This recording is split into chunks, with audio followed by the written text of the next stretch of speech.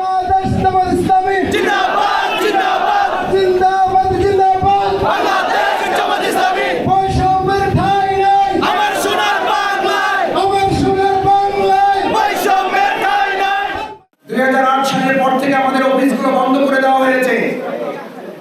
দেশপ্রেমের এই চেতনাকে লালন করার অপরাধে, ইসলামের কথা বলার অপরাধে, মানুষের অধিকারের কথা বলার অপরাধে আমাদের শীর্ষ নেতৃবৃন্দকে ফাঁসিতে ঝুলানো হয়েছে।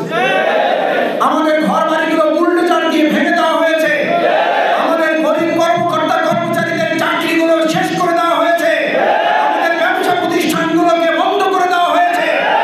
আমাদেরকে এক সেকেন্ডের জন্য অধিকার আদায়ের আন্দোলনে থামিয়ে দেওয়া যায় নাই।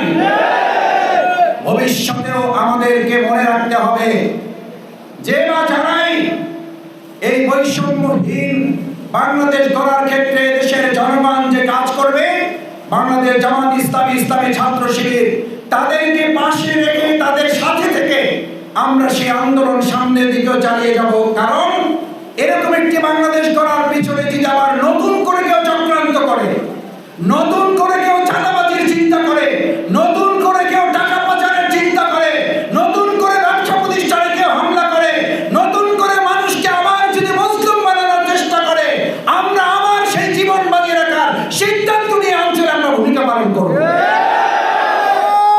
কারণ সম্মানিত ভাইগণ, আজকে যে বাংলাদেশের অন্তর্বর্তীকালীন সরকার দায়িত্ব পালন করছেন, তারা পরিষ্কার বলেছে এই দায়িত্ব পালন তারা করার জন্য আসেন নাই, বরং জনগণ, ছাত্র জনতা তাদেরকে আহ্বান জানিয়েছে।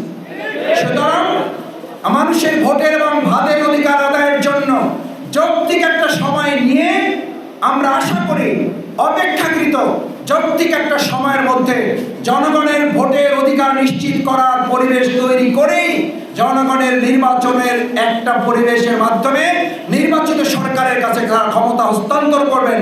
সেই পর্যন্ত জনগণ অপেক্ষা করার জন্য প্রস্তুত আছে না নাই? আছে। কারণ 15.5 বছর আমাদেরকে ভোট দিতে দেওয়া হয় নাই। শুধু ভোট দিতে দেওয়া হয় নাই বললে ভুল হবে। ভোট দেওয়ার চিন্তা করলেও তাকে আগে গ্রেফতার করে গুম করে ফেলা হয়েছে। ভোট দেওয়ার জন্য কেউ সিদ্ধান্ত নিলে তার ঘর বাড়িগুলোকে জ্বালিয়ে দেওয়ার সিদ্ধান্ত নেওয়া হয়েছে।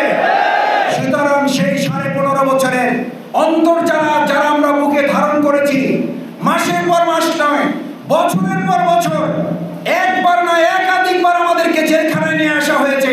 এখানে এমন অনেক মুসলিম ভাইরা আছেন যারা নিজেরা মনে করেন আমাদের বেঁচে থাকার কথা না, আমরা এখন বোনাস লাইফ মেনটেন করছি। সেই